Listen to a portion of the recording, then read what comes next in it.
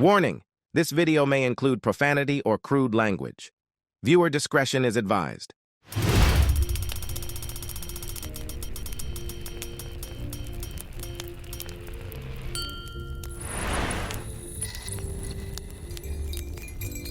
Home Alone, films 1 through 6. Merry Christmas. Home Alone, 1990. Oh, man. With Macaulay Culkin. Great movie, man.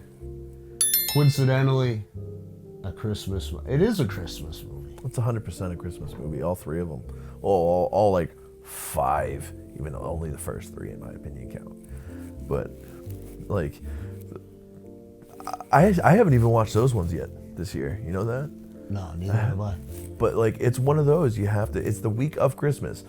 You got to watch it now, man, you know?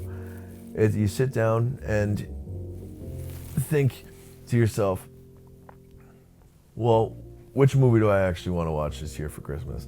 You don't sit there and not think about, you know, Uncle Buck being in the friggin' back of a van with Kevin's mom talking about how he couldn't be there for his family. You know, you don't not think about that stuff. Or him just sitting there pretending he knew how to shave when he didn't, and then his face starts to burn and he's like, ah!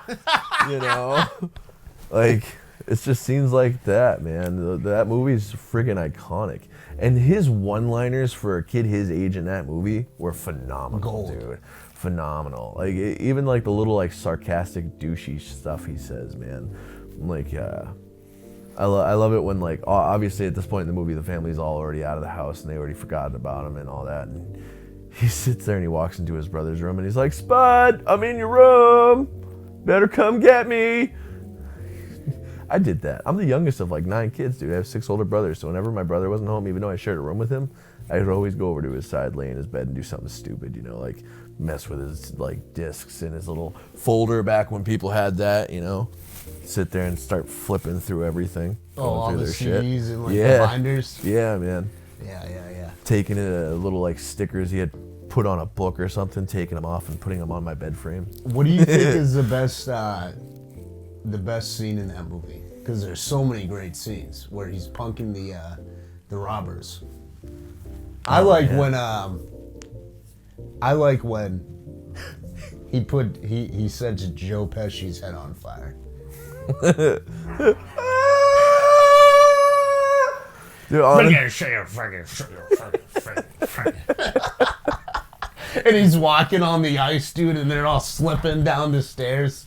Honestly, Joe Pesci and Harry make that movie. Oh, 100%. I forget what the guy's name who is Harry, but they 100% make that freaking movie, dude. Harry is probably my favorite character in the entire franchise. Because, you know, you don't want him or, you know, Joe Pesci's character to go in there, the Sticky Bandits or the Wet Bandits, whatever the hell they want to be called. And I think it was both originally. Yeah, I think it was the Wet Bandits in part 1. And then the part 2 was the Sticky Bandits. Dude, those movies are freaking great, man. The line that he says in, oh my God, I think it's part 2, right? Where he sits there and he's throwing the bricks off the top of the friggin' building. And he's like, come on, throw another one. And Harry's already knocked out on the ground almost. And he's like, looking up at him. And Marv. Dude, Marv is the tits. He's the tits. Come on, Marv. Do you know how many times this last month I went up to my bosses? Like Mike Ingris, I went up to Mike. And I was like, hey, Mike, I got a dirty joke for you. Did you know that being a man and seeing a vagina for the first time is like being like Marv from Home Alone 2? And he looked at me, he's like, why? And I said, well, you got to think about it, right? I'm like, the guy goes in, he falls through this giant hole in the floor, stands up, he's covered in white, looks up and goes, wow, what a hole. What was his reaction? He laughed. You know, as stupid as the joke is, dude, it's funny. Did you make that joke up? I think honestly Kyle said the wow, what a hole. But I thought about the rest of it, yeah. That's hilarious, man. And then I think it's part 2 when he's like, you look like a giant chicken. When they blow all the feathers on him. Or how about Avery, when the tarantula's on his face? Oh my god, and he starts screaming like a girl. Yo.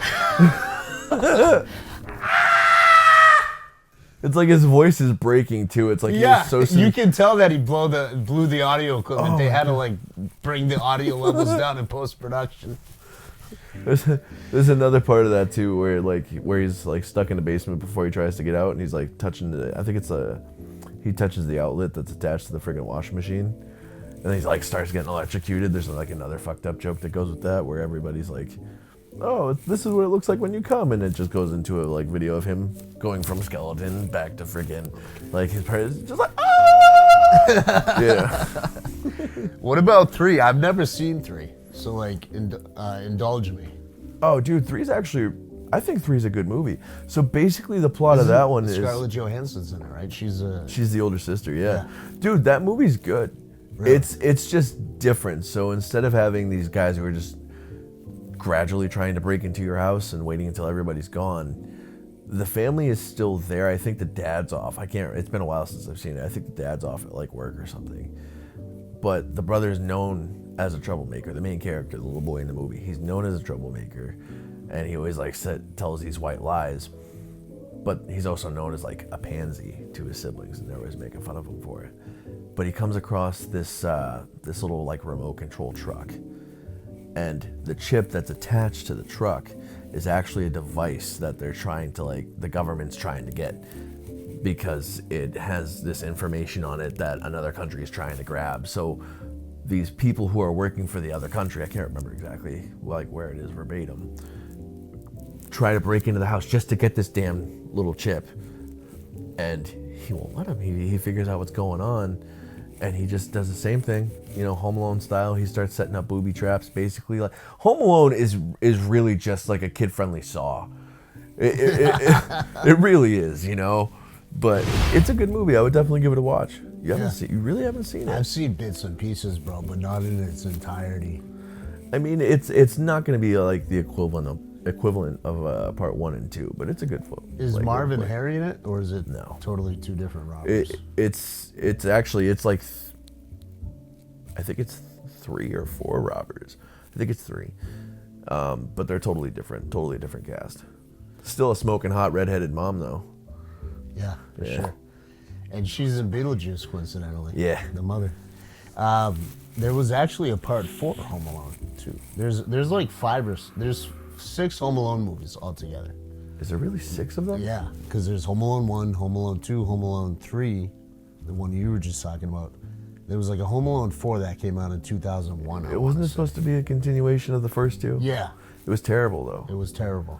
Yeah. And then they did like another Home Alone, if I'm not correct. And then they did that Home Sweet Home Alone like a couple years ago. Oh, on Netflix. No, Disney Plus. Yeah. Dude, that was awful. I didn't understand the whole. Honestly, that's one I haven't really watched. I've seen it. The brothers in it. Spud. Yeah. What's going on with you? What's wrong? You chiming in on it? You've seen the movie? He's like, Spud's stop in it. talking about it. It's a good movie. You're okay. Spud's in it, dude. He's a cop. And he actually picks up the phone and he's like, Kevin, I know you're fucking with me, or something like that. All right, maybe I should give it a watch through, but I don't know. I mean, after seeing that 4th one that they made, I had no faith in it. Yeah. I had no faith. Is you okay, buddy? What's going on with you, dude? Why the hell did you take your shoes off? Why the hell you dressed like a chicken?